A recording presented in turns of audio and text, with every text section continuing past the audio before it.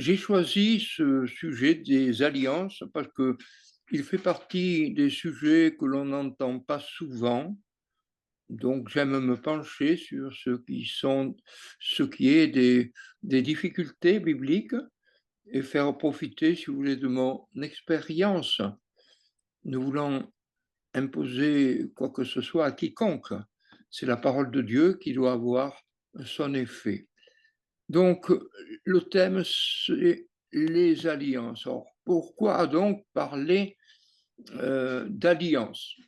À vrai dire, les choses ont commencé lorsque j'ai vu de plus en plus, y compris dans le type d'assemblée avec lequel je me réunis, et dans les nouveaux cantiques que nous avons, on chante à tue-tête Jésus mon roi, Jésus mon roi. Ah bon, donc, je me suis lancé dans une étude assez importante, donc de la royauté du mot roi à travers toute l'écriture. Mais c'est pas de cela que je vais vous parler, heu, parce qu'il y a d'autres, choses qui s'y rattachent, mais je vais vous parler ce soir des alliances.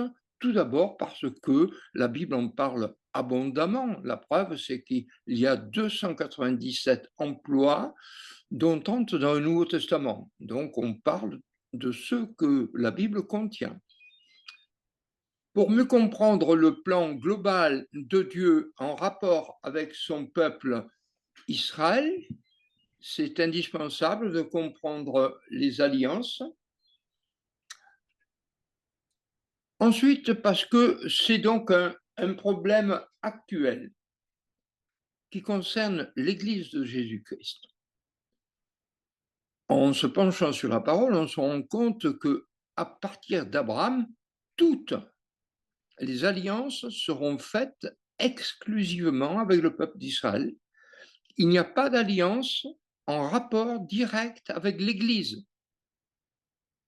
Pourquoi? Bien simplement parce que l'Église n'est pas un sujet du grand roi, mais son épouse bien-aimée. Chacun peut comprendre que même, je me mets à la place d'une sœur, que même si votre mari est PDG de la SNCF, vous lui dites pas: «Bonsoir monsieur le PDG de la SNCF». Pourquoi? Parce que vous êtes dans une autre relation. Ainsi, les enfants emploient généralement ce vocable de père. Ça se perd, je dois le reconnaître, et les enfants appellent les parents par leur prénom. Heu, voilà, on ne porte pas de jugement, mais personnellement, ça ne me plaît pas. Donc il y a un type de relation et il y a un vocabulaire qui est adapté à la relation. Je vous propose un plan en 3 parties. 1, les généralités, 2, ce que j'ai appelé les alliances générales et 3, les alliances particulières. Ce séquençage peut se discuter, mais pour des raisons pédagogiques, je l'ai accepté. Donc, point numéro 1, généralité. Si on se pose la question, qu'est-ce qu'une alliance? Eh bien, je crois que nous comprenons en avec cette photo qui est à gauche, savoir que, lorsqu'on se marie, couramment du moins et dans nos pays, on se passe au droit une alliance et donc le mariage est donc une alliance entre un homme et une femme. D'une façon plus générale, on peut dire que c'est un accord entre 2 ou plusieurs personnes. Les Écritures mentionnent diverses alliances humaines qui n'ont qu'une valeur ponctuelle, plus ou moins longue, ce que j'appelle une alliance de circonstances. Et je vais vous en donner après un exemple. Mais il en est autrement lorsque Dieu daigne être l'une des parties contractantes. Mais malgré tout, dans ces alliances, nous allons voir qu'il y en a qui sont conditionnelles et leur réalisation dépend de la fidélité au contrat, donc de la fidélité des 2 parties. Ou inconditionnelles et leur réalisation ne dépend que de Dieu. elles sont parfois qualifiées d'alliances éternelles. Je vous donne un exemple d'une alliance de circonstances. C'est raconté en Genèse 21, et c'est le conflit qu'il y a entre les bergers d'Abraham et d'Abimelech à cause d'un puits. Donc, rapidement, on voit que les deux propriétaires se rencontrent et Abraham prit, après la rencontre, du menu et du gros bétail et le donna à Abimelech, et ils firent alliance eux deux. Donc, Abraham prend 7 jeunes brebis. Abimelech dit à Abraham, mais qu'est-ce que ces 7 jeunes brebis que tu as mis à part? Il répondit, c'est ce que tu prendras de ma main, ces 7 jeunes brebis, pour me servir de témoignage que j'ai creusé ce puits. C'est pourquoi on appela ce lieu-là Beersheba, parce qu'ils y jurèrent les deux. Et vous avez en haut à gauche une photo que j'ai prise au puits actuel de Beersheba. Les alliances humaines, nous ne savons que trop, peuvent se briser. L'alliance que l'on constate et surtout la cassure, la brisure de cette alliance concerne le mariage. Donc elle est hélas la plus commune, la plus banale et la plus triste dans l'affaire, parce que ce sont deux personnes qui, d'un côté ou de l'autre, vont briser le serment de fidélité qu'ils ont fait devant le maire, devant l'autorité, on dira. Ils abandonnent le serment de protection réciproque et aussi ils abandonnent leur promesse de pérennité jusqu'à la mort. Ce n'est pas rien cela. Vous voyez, je réfléchissais récemment, nous avons rien fait, mais je veux dire, un jeune couple de l'Assemblée s'est marié, nous étions présents, et c'est de coutume. C'est de coutume de faire des promesses. Ça ne se faisait pas de mon temps, mais on fait des promesses. Alors, ce qui m'avait bien plu au mariage précédent, qui était un de mes petits-fils, il parle à sa toute jeune femme et lui dit, je te promets ceci ou cela, mais comme je n'entends pas très bien, je n'ai pas tout entendu, si ce n'est qu'à la fin, les gens ont ri. Alors, qu'est-ce qu'il a pu dire? Bien, c'est qu'à la fin de sa promesse, il a rajouté, par la grâce du Seigneur, comme dit grand-papa. Oui, très bien. Parce que nos promesses, si vous voulez, ne tiennent que par la grâce du Seigneur. Donc on sait que dans les couples, ça commence par quelques mots échangés qui se terminent en MAUX, M-A-U-X. Mais notons qu'il y a toujours des conséquences à la rupture d'un contrat. Nous savons bien que quand il y a des enfants, ce sont les premières victimes, mais il y a toujours de la souffrance, soit d'un seul côté, ce qui est assez rare, soit généralement des deux. Les alliances divines aussi peuvent être cassées si ce sont des alliances conditionnelles et que l'homme ne remplisse pas les conditions que Dieu a fixées. Et on sait que cela concernera le peuple d'Israël, puisque Jérémie, bien plus tard, on est environ au 5e siècle avant Jésus-Christ, écrira « Voici des jours viennent, dit l'Éternel, et j'établirai avec la maison d'Israël et avec la maison de Juda une nouvelle alliance. Non selon l'alliance que je fis avec leur père, où je les pris par la main pour les faire sortir du pays d'Égypte, mon alliance, il s'agit là de la loi, qu'ils ont rompu, quoique je les eusse épousés, dit l'Éternel. » Vous voyez l'image du mariage qui est reprise par Dieu lui-même. Et il y a dans ce contrat, eh bien, c'est le peuple d'Israël qui a été infidèle. Ainsi, s'il est suffisant qu'un seul des signataires rompe son alliance pour que l'alliance soit rompue, le signataire fidèle peut encore accorder le bénéfice de l'alliance au signataire défaillant, voire faire une nouvelle alliance mieux adaptée dans des termes différents qui incluront la faiblesse ou l'incapacité de l'autre partie. Mais notons que ce faisant, on change de régime.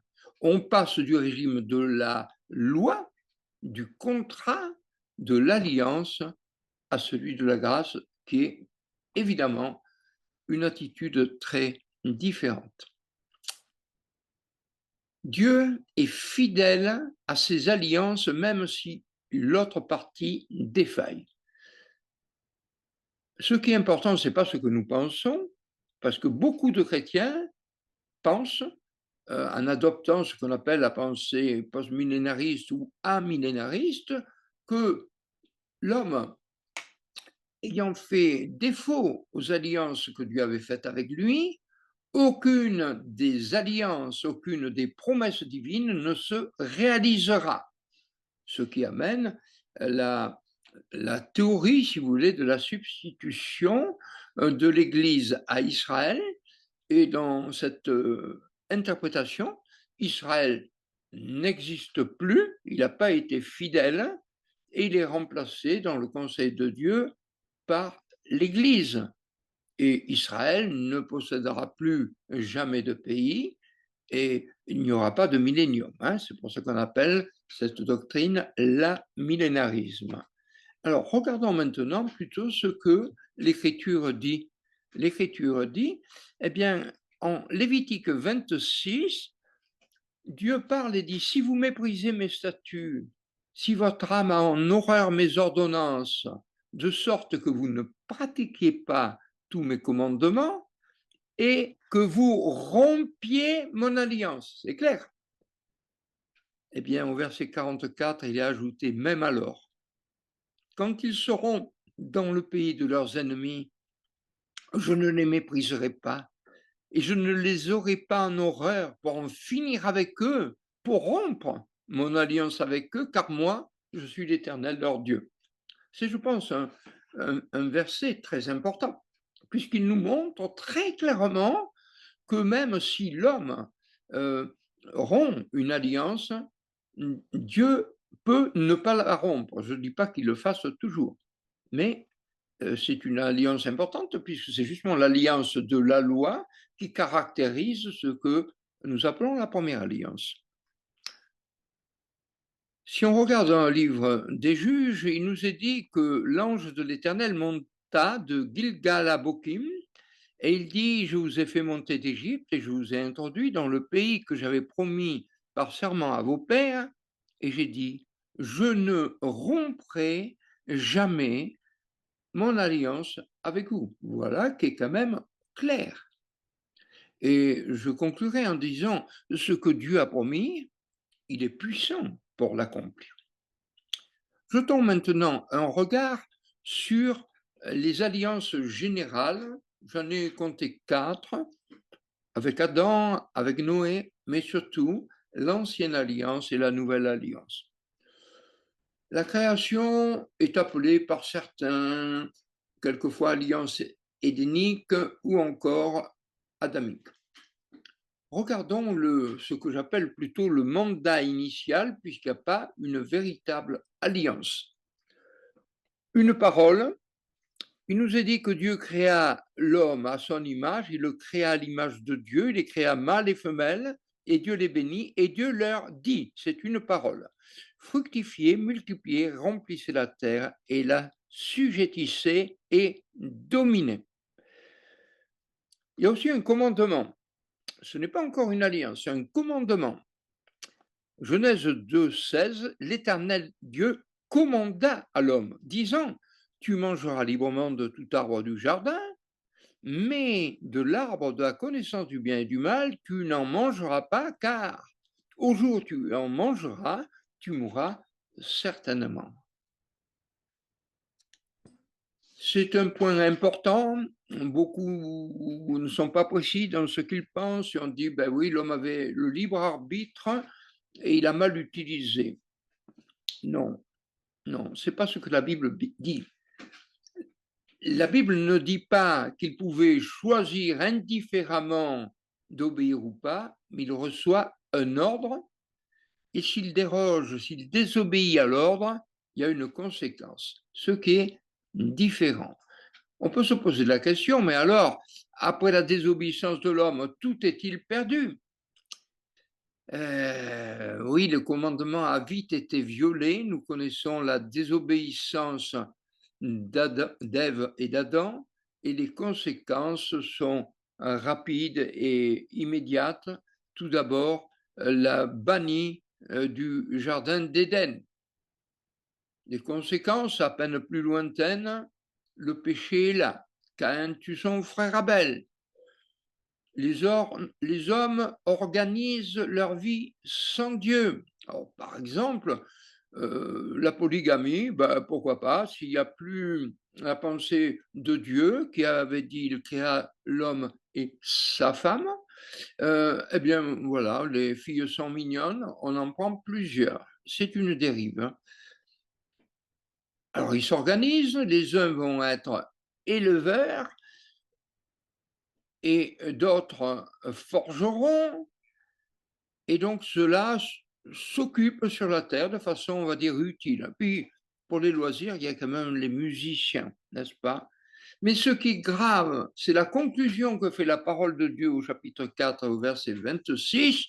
Ils n'invoquent pas, ces gens-là, le nom de l'Éternel. Donc on voit que la coupure est importante et le mal va se développer de plus en plus, si bien qu'il est dit que l'Éternel vit que la méchanceté de l'homme était grande sur la terre et que toute l'imagination des pensées de son cœur n'était que méchanceté en tout temps. Et l'Éternel se repentit d'avoir fait l'homme sur la terre et s'en affligea dans son cœur. Genèse 6, verset 5. Oui, le commandement a vite été violé et Dieu a dû intervenir en jugement. Dieu n'a pas épargné l'ancien monde, faisant venir le déluge sur un monde d'impies. 2 Pierre 2,5. On peut se poser une petite question. Quand on connaît un peu l'Écriture, on voit que Dieu avait dit, vous, si vous désobéissez, eh bien vous mourrez certainement. Et quand le diable arrive au chapitre 3 de la Genèse, il va dire, mais non, mais non, mais non, vous ne mourrez point certainement. Vous voyez? Et ces deux expressions ne sont pas arrangées, elles sont dans la Bible, les deux en parfaite contradiction. Alors la question se pose, qui a dit la vérité? Qui a tenu sa promesse? Ça nous permet d'avoir déjà une base de réflexion. Avec Noé, nous trouvons ce qu'on appelle l'alliance noachique ou encore noémique. On voit que Noé reçoit l'ordre créationnel une seconde fois. Vous fructifierez, vous multiplierez, vous foisonnerez, etc. Et puis, Dieu va établir avec nous une alliance éternelle. Je souligne bien le mot éternel, parce qu'elle ne dépend pas de l'homme.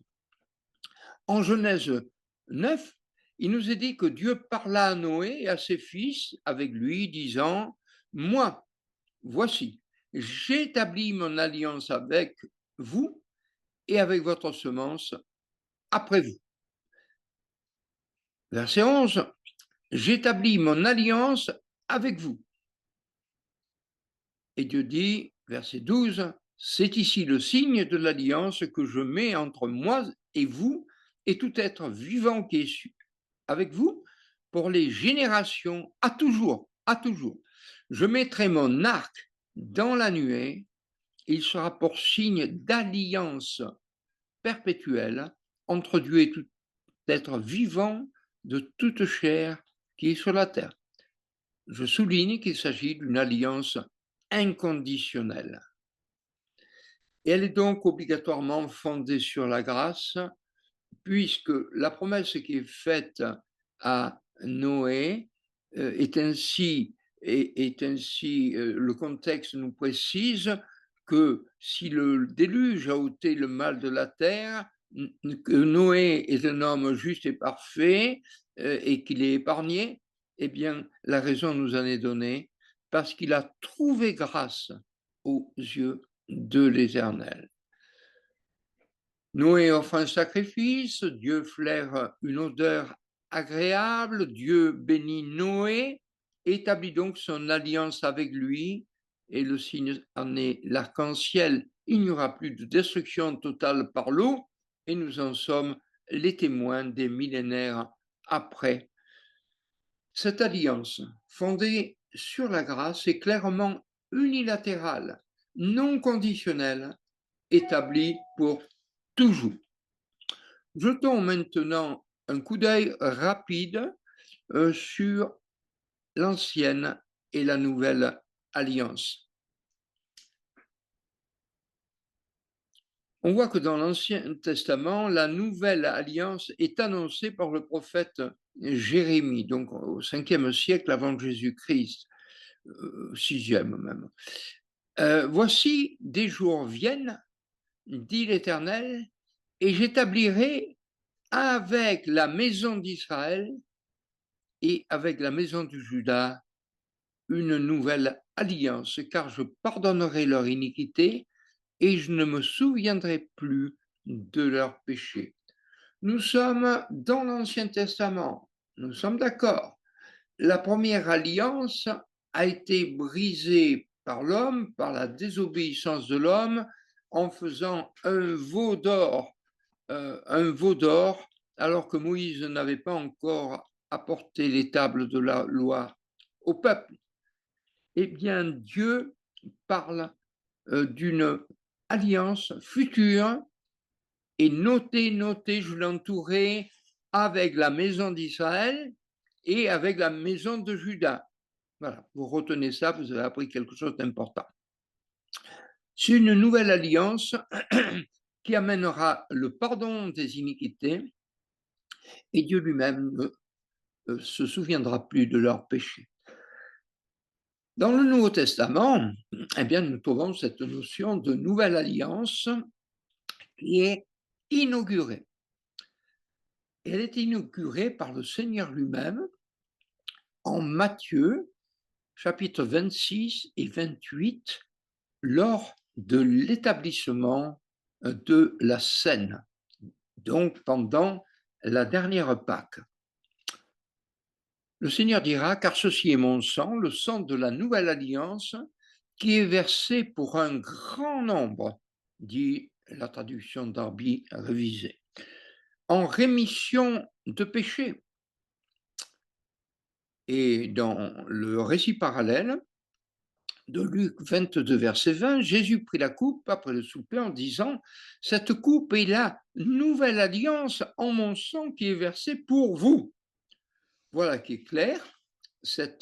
La nouvelle alliance est inaugurée par le Seigneur, ou plus exactement par son sacrifice, parce que c'est le sang qui doit être répandu, le sang de la nouvelle alliance. La parole de Dieu dans l'Épître aux Hébreux, au chapitre 8 et verset 6, nous parle très clairement de ces deux économies qu'on appelle l'économie de la loi et l'économie de la grâce, c'est-à-dire des régimes différents.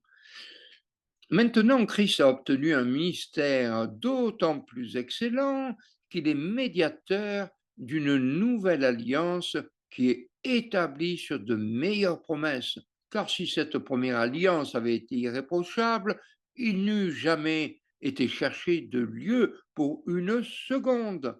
Car en censurant, il leur dit, voici des jours viennent, dit le Seigneur, et je conclurai pour la maison d'Israël et pour la maison de Juda, vous notez, une nouvelle alliance, non selon la précédente, un peu plus bas, car c'est ici l'alliance que j'établirai pour la maison d'Israël après ces jours-là.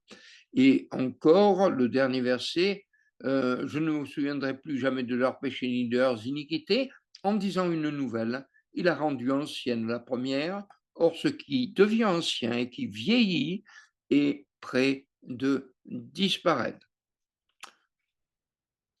Voilà une vieille édition datant du XVIe siècle de la Bible d'Olivetan. Ici, il ne s'agit pas de la première édition qui a été publiée en 1535, mais d'une suivante. Et regardez ce qui est marqué, si vous le voyez, la Bible qui est toute la sainte, euh, toute la sainte écriture concernant le Vieil et le Nouveau Testament. Et en dessous, il est dit la vieille et nouvelle alliance. Voilà qui a l'avantage d'être clair. Alors, est-ce qu'il y a encore des alliances? Oui, oui, oui, oui, oui. Dans la chrétienté, on parle d'autres alliances encore. Et en particulier l'alliance de grâce qui est très chère au protestantisme dans son ensemble, mais pourtant elle n'est pas présentée comme une alliance dans la Bible. L'alliance de grâce, tout comme l'alliance de création dont j'ai dit deux mots, sont des concepts théologiques et non pas bibliques à proprement parler. C'est donc une interprétation qui peut être valable ou pas. J'ai mis pareil pour la Trinité. On parle couramment de la Trinité. Mais il faut bien savoir que le terme Trinité ne se trouve pas dans l'Écriture, a été inventé par Jérôme au IVe siècle. Néanmoins, ça ne veut pas dire que derrière le mot Trinité, nous ayons des valeurs qui ne sont pas bonnes. C'est une autre question, mais pour vous dire qu'on a quand même intérêt à utiliser toujours le vocabulaire biblique. Si vous recevez des témoins de Jéhovah chez vous, ils vous donneront pratiquement en premier, vous croyez à la Trinité? À quoi je réponds, la Trinité, mais je n'ai pas trouvé ça dans ma Bible, c'est dans la vôtre? Il me dit, non, non, non. Ah, j'ai dit, bon, d'accord, alors si vous voulez, on va parler de la Bible et de ce qui est à l'intérieur. Vous savez, le mot Trinité, c'est un peu comme le mot organisation. Les témoins de Jéhovah sont une organisation, soi-disant l'organisation de Dieu, mais le terme n'est pas dans la Bible. Alors, moi, je laisse de côté. Voilà, et je continue. Alors, l'alliance de grâce désigne, ça c'est la définition des gens qui sont pour cette doctrine, ce qui est commun entre toutes les alliances que Dieu a faites afin d'accorder sa grâce aux hommes depuis la chute. Tandis que les termes alliance avec Abraham, alliance avec Moïse, désignent ce qui est particulier à chaque alliance historique. Et pour vous citer un théologien contemporain qui a cette doctrine, l'alliance de grâce peut être définie comme l'engagement divin de salut envers ceux qui sont unis au médiateur de l'alliance par la foi. Voilà, on peut réfléchir. Maintenant, passons aux alliances particulières. J'en ai recensé trois. Les dates que je mets sont approximatives. 2000 ans avant Jésus-Christ, Abraham. 1500, Moïse. 1000, David. Si nous commençons par l'alliance abrahamique, on voit qu'elle contient des promesses concernant un pays et un peuple.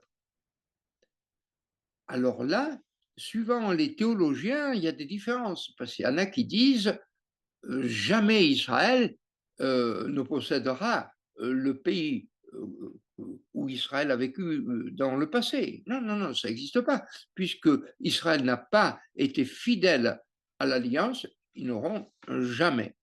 Et mon travail en vous présentant cette diapositive, c'est de dire et de vous montrer que selon la Bible, l'alliance abrahamique n'est pas conditionnelle, mais inconditionnelle.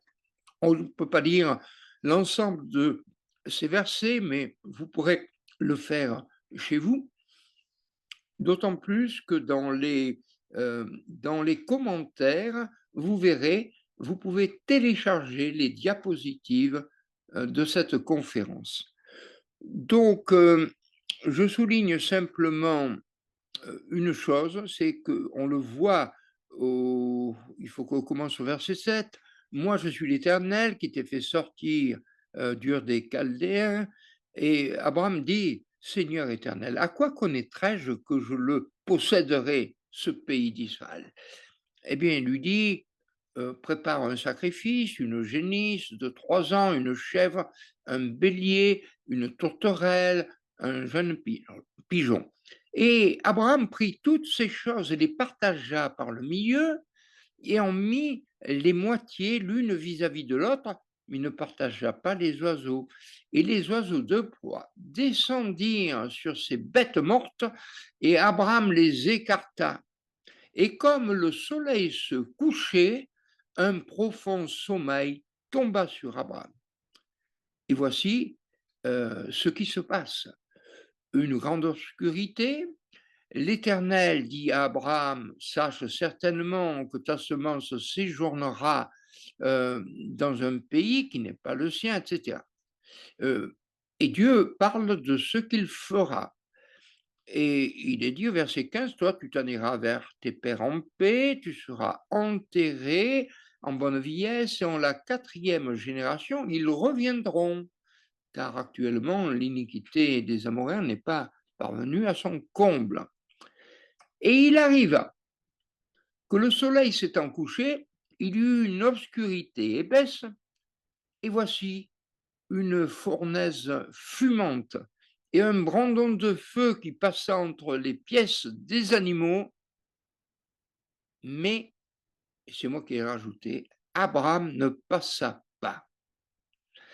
C'est important parce que lorsqu'on faisait une alliance, on coupait les animaux à l'époque en deux et on passait entre les deux parties passaient là, et ça voulait dire entre autres que si on ne maintient pas cette alliance, si on désobéit, si on la viole, eh bien on sera coupé en morceaux comme les bêtes que l'on voit au sol. Mais Abraham ne passe pas, il dort lui. En ce jour-là, l'Éternel fit une alliance avec Abraham, disant, je donne ce pays à ta semence depuis le fleuve d'Égypte jusqu'au grand fleuve, le fleuve Euphrate.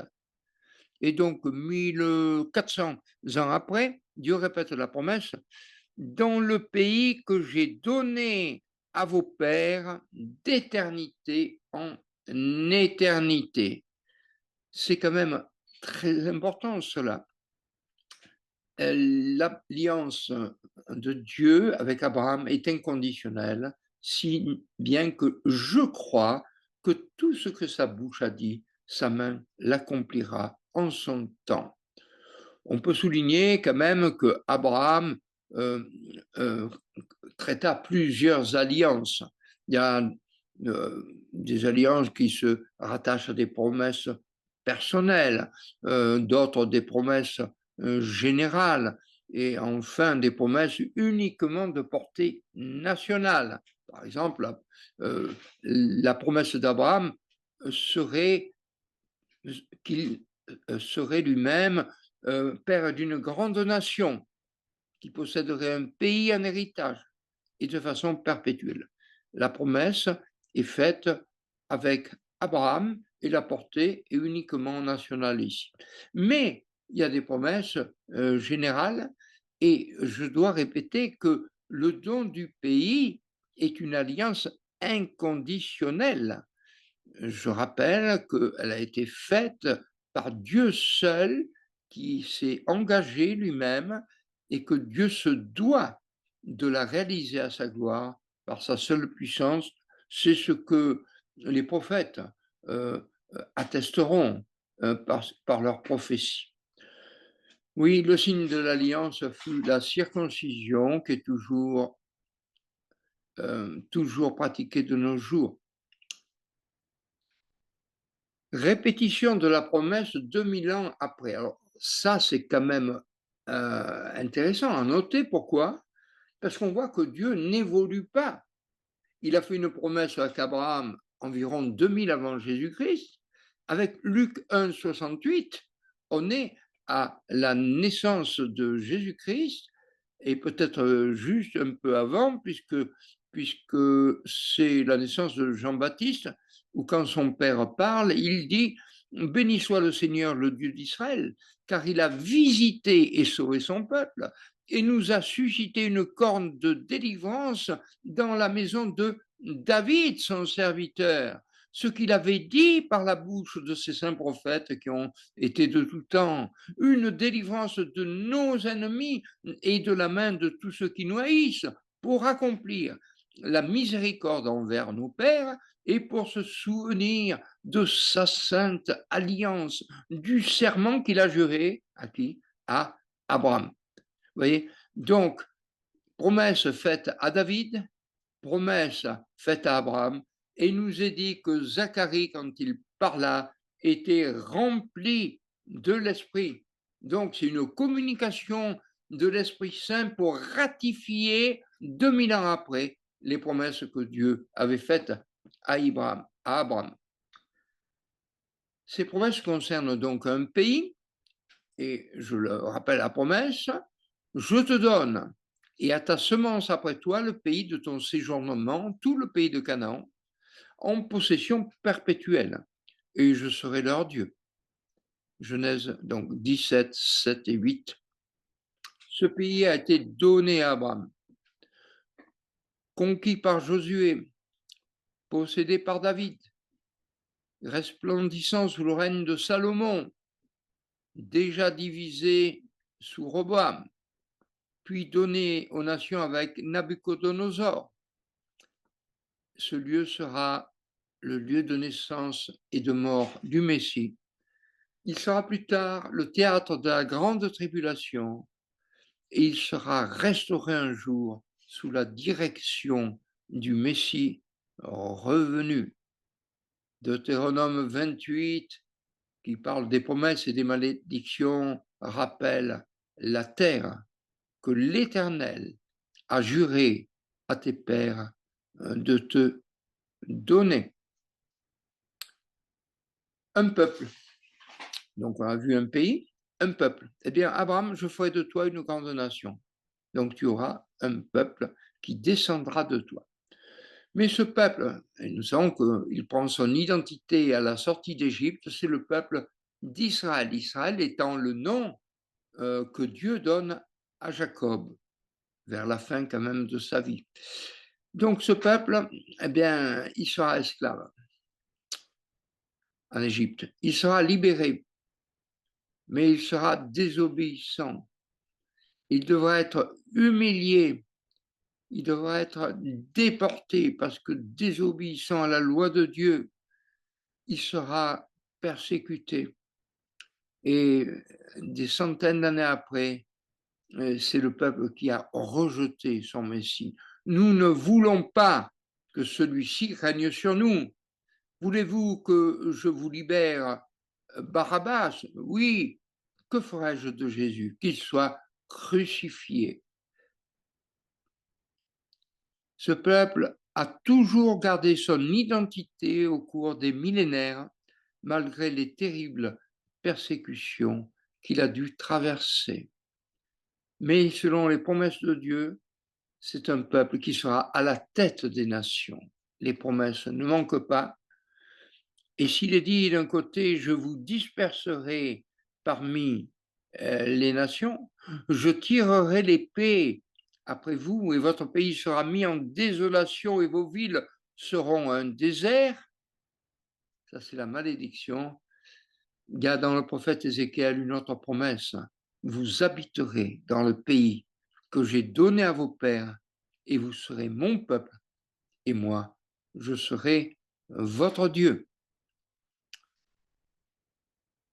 L'alliance mosaïque, bien sûr, une loi.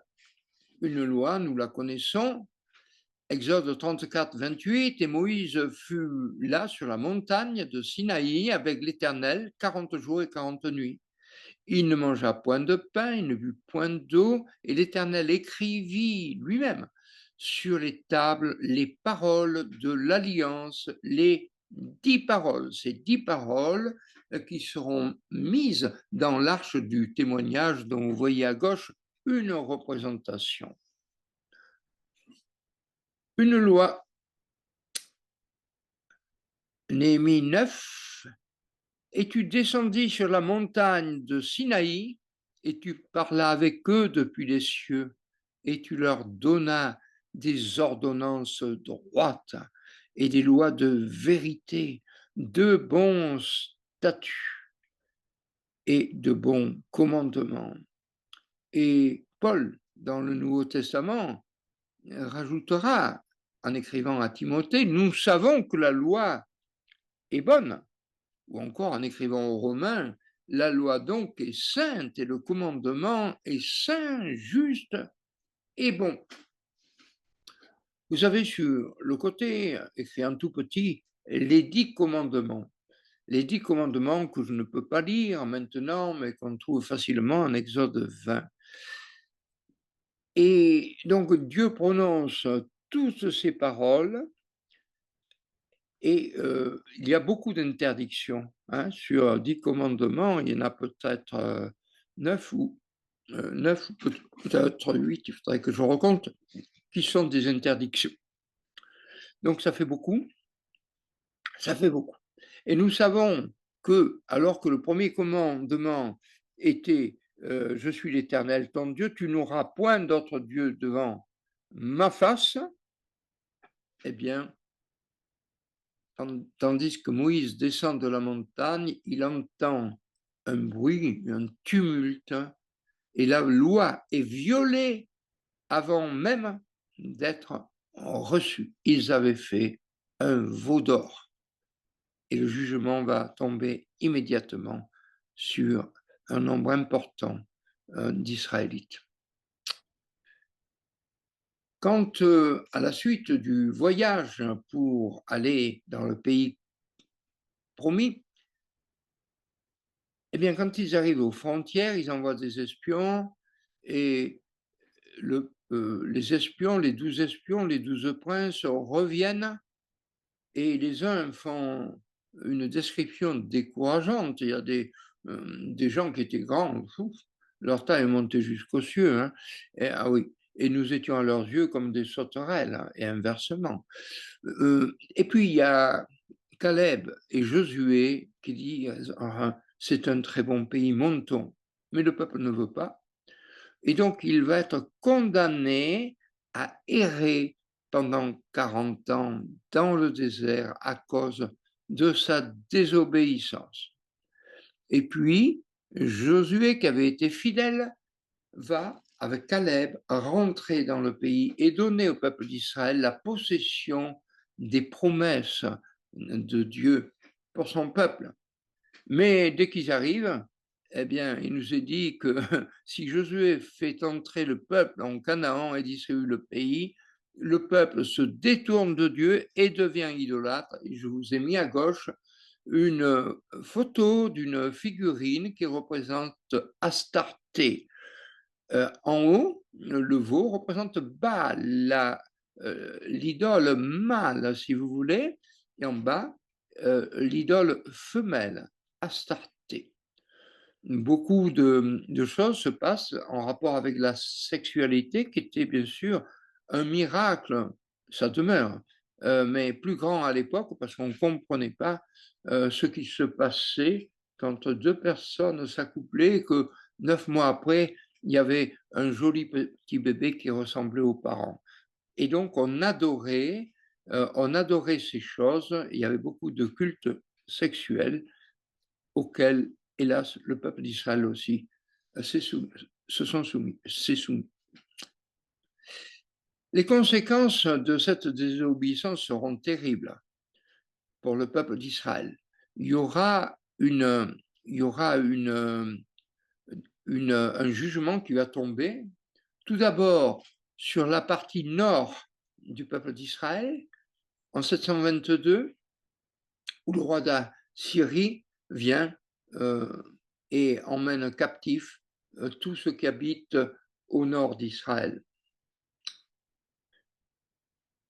Et comment dirais-je, tout ce que nous possédons au niveau archéologique, les fresques, rendent un témoignage de l'historicité de telles choses. En 605, cette fois, c'est Juda la perfide qui est déporté en Babylonie, autrement dit, le royaume du Sud, et le temple est détruit. Le prophète Jérémie, bien longtemps après, écrira: ils sont retournés aux iniquités de leur premier père, qui ont refusé d'écouter mes paroles et qui ont marché auprès d'autres dieux pour les servir. La maison d'Israël et la maison de Juda ont rompu mon alliance que j'avais faite avec leur père. Le résultat, c'est que tout Israël est dispersé. Il y a une autre alliance qui est importante, c'est celle de David. Et lui aura 3 promesses: une ville, un temple et un règne. En 2 Samuel 7, Dieu s'adresse ainsi à son peuple: ainsi dit l'Éternel des armées. Il est question de David, d'un contexte: quand tes jours seront accomplis et que tu dormiras avec tes pères, je susciterai après toi ta semence qui sortira de tes entrailles et j'affermirai son royaume. Lui bâtira une maison à mon nom, j'affermirai le trône de son royaume pour toujours. Moi, je lui serai pour père, lui me sera pour fils. Je saute verset 15, même s'il désobéit, eh bien, il sera châtié, mais ma bonté ne se retirera point de lui, comme je l'ai retiré d'avec Saül, que j'ai ôté de devant moi. Et ta maison et ton royaume seront rendus stables à toujours. Devant toi, ton trône sera affermi pour toujours. Et cette promesse est confirmée au fils de David, à Salomon, en 2 Chroniques 7. Je me suis choisi, dit Dieu, ce lieu pour une maison de sacrifice. J'ai choisi et sanctifié cette maison afin que mon nom y soit à jamais, et mes yeux et mon cœur seront toujours là. Nous avons ici de magnifiques promesses de Dieu. Grâce au surlignage, je vous montre facilement qu'il s'agit d'une semence de David, et tout de suite nous pensons à Jésus qui est de la semence de David, qui est le vrai David. Et les évangiles en rendent témoignage par la bouche du Seigneur lui-même avec ses contestataires juste avant qu'ils le mettent à mort. Et donc, une semence, oui. Il est parlé d'un trône, il est parlé d'une maison, il est parlé d'un trône, d'un royaume, mais ce qui est important, c'est pour toujours. Donc, dès qu'on réfléchit un peu, on dit d'accord, mais Salomon, il n'a pas vécu tout le temps. Eh oui, parce qu'il y a une application premier degré appliquée à Salomon, le fils de David, et une application lointaine, nous le savons, par le vrai fils de David, Jésus-Christ. Et c'est lui qui réalisera en perfection toutes les promesses que Dieu a faites à son peuple.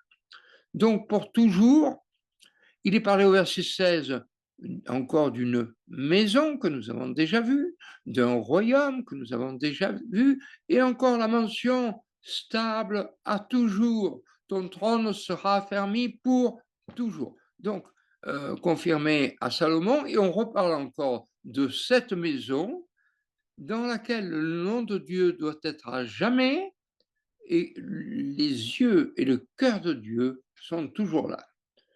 Alors, voyons un peu l'histoire de cette ville, tout d'abord, avant de passer au temple et au règne.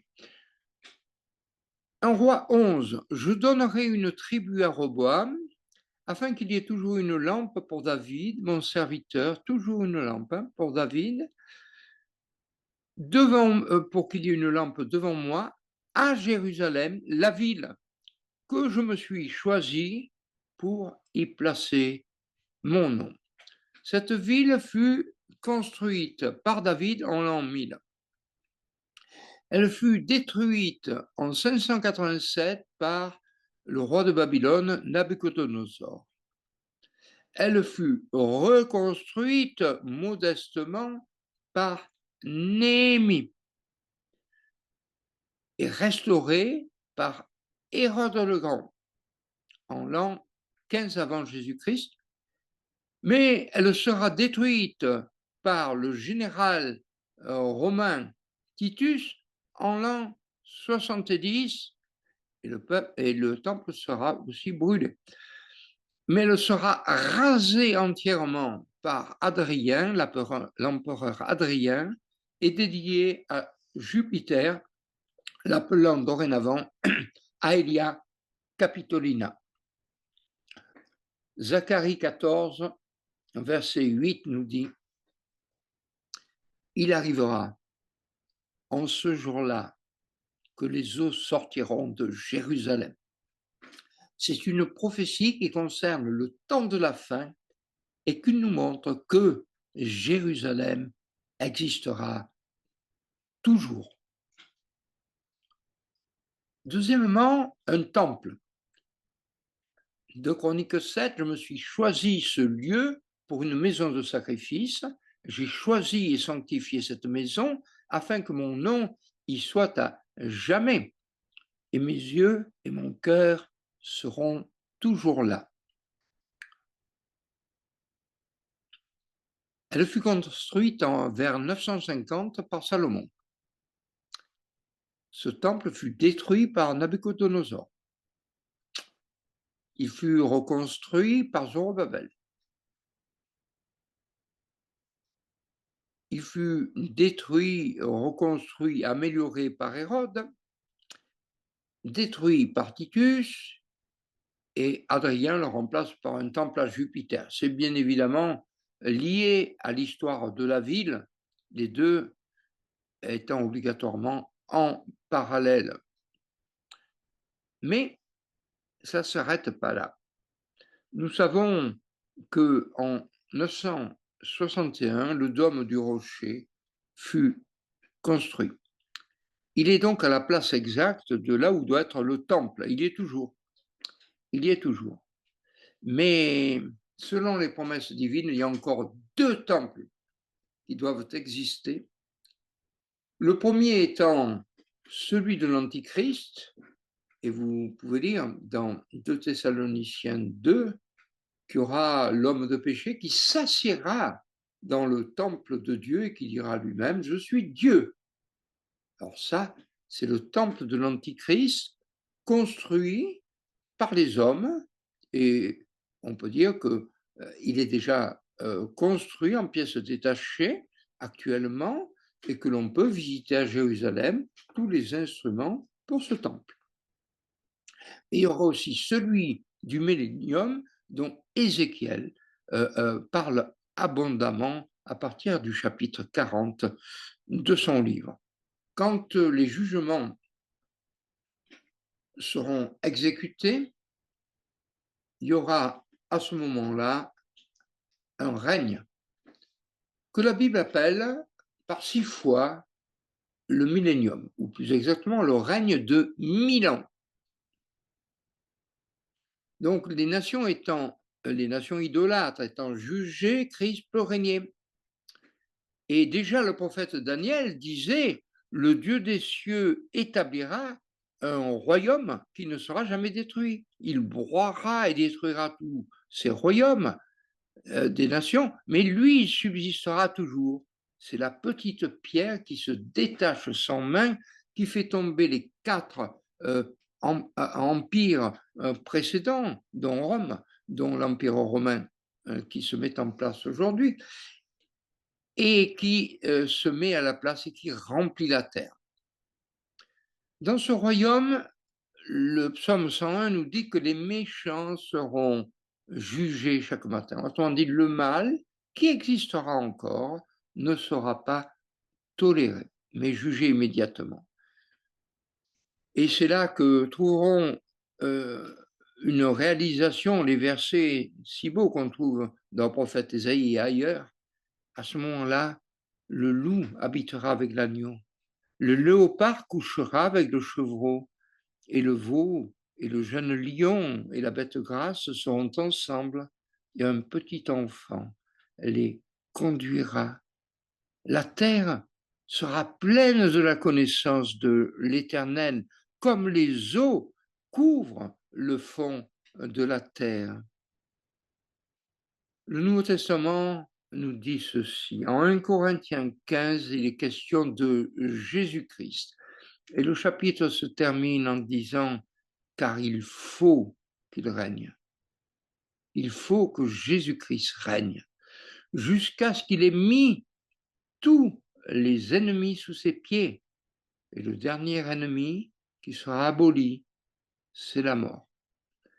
En pleine concordance avec un des derniers prophètes de l'Ancien Testament, savoir Zacharie 14, verset 8, il arrivera en ce jour-là, le jour du règne, que l'Éternel sera roi sur toute la terre. Je souligne, il sera roi. Ça ne veut pas dire que l'Éternel ne soit pas roi actuellement, mais vous trouverez l'expression en Apocalypse 16 et en Apocalypse 19, quand le Tout-Puissant entrera dans son règne.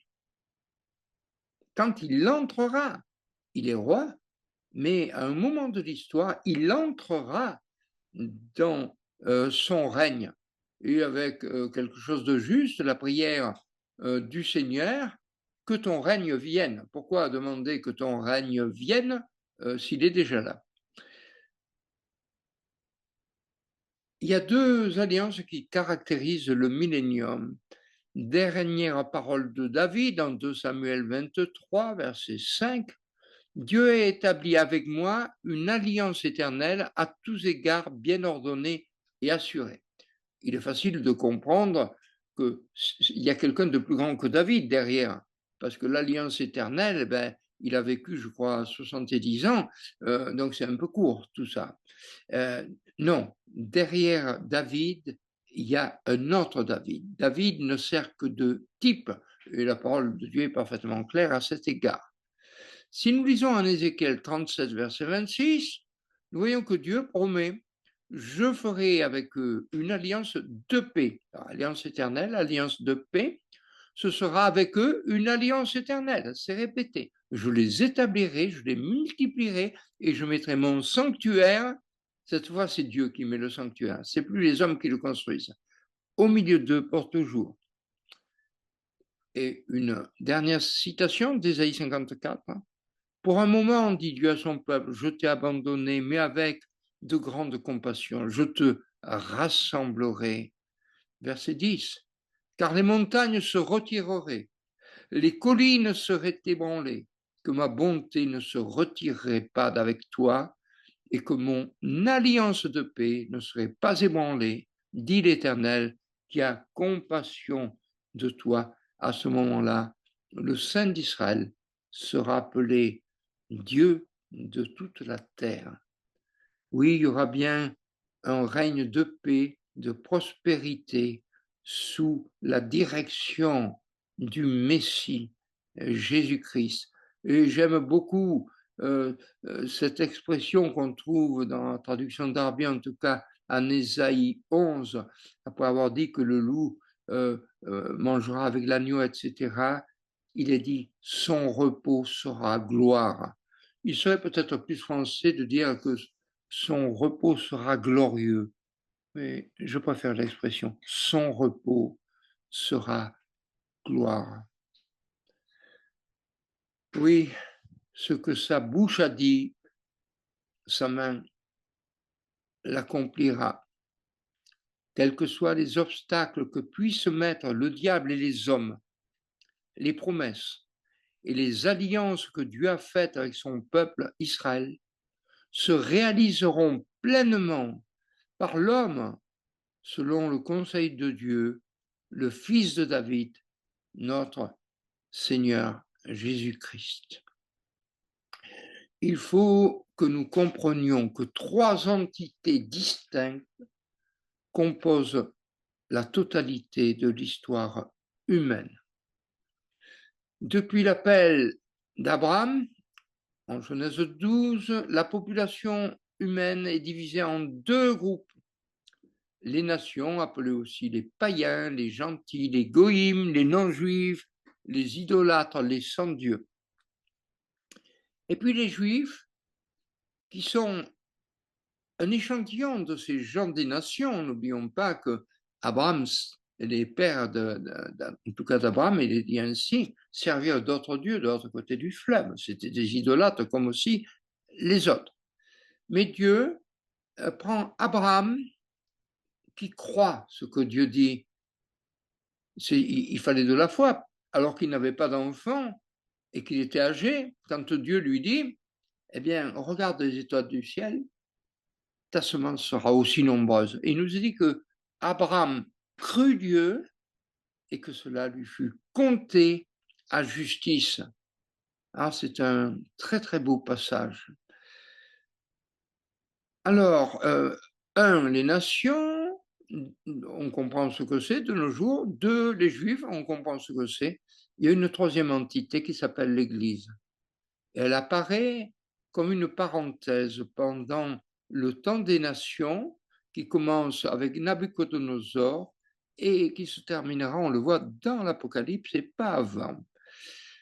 Mais si elle est une parenthèse, elle est indépendante du plan prophétique pour Israël.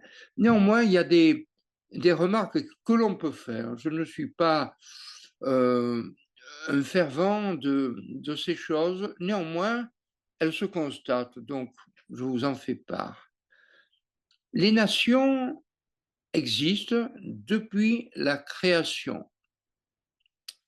Et selon la chronologie biblique, elle dure 2000 ans jusqu'à l'appel d'Abraham, qui est le père du peuple d'Israël. Et donc, nous avons les nations depuis la création jusqu'à l'appel d'Abraham, ça fait 2000 ans.